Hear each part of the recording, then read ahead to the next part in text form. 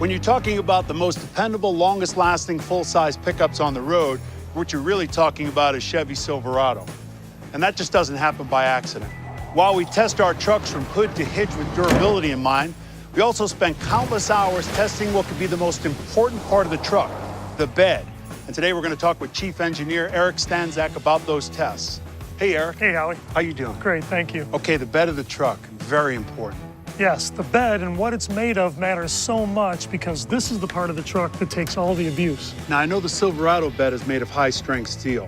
The Ford F-150, aluminum? Did I hear that right? That's right, Howie. Silverado has a roll-formed, high-strength steel bed floor. Ford F-150 has an aluminum bed, two very different materials. Okay, so how do they compare? We run our trucks through a variety of durability tests, including the bed, which I'm about to show you. We took a section from the steel bed of a Chevy Silverado and we dropped a 17-pound wedge on it to see what would happen. We then ran the same test on the Ford F-150. Wow. The wedge punctured the aluminum bed of the F-150 and it did not puncture the roll-formed high-strength steel bed of the Chevy Silverado. That's a big difference in damage between the two trucks. But Eric, these tests are run in a lab. If I'm a guy out there wanting to buy a new truck, I need to know how the beds of these trucks are going to hold up in the real world. I completely agree, Howie, because what you put in the back of your truck could have a sharp edge and it could cause some damage. That's why we always test our trucks in real-world conditions, too. You know what? We should run our own test. Now? Yeah, right now. Let's go do it.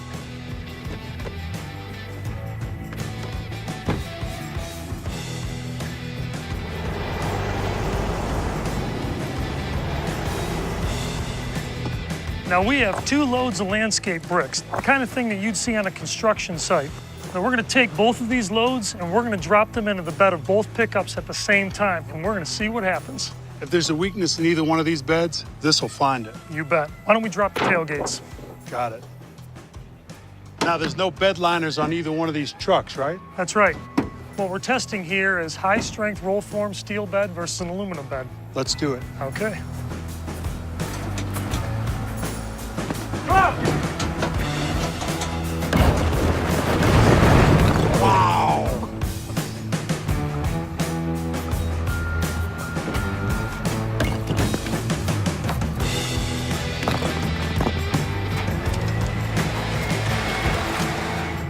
So let's see what we got, Howie.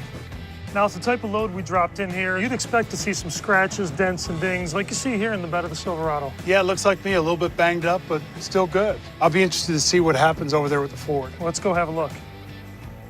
Oh boy, that's a big hole. That is an impact fracture.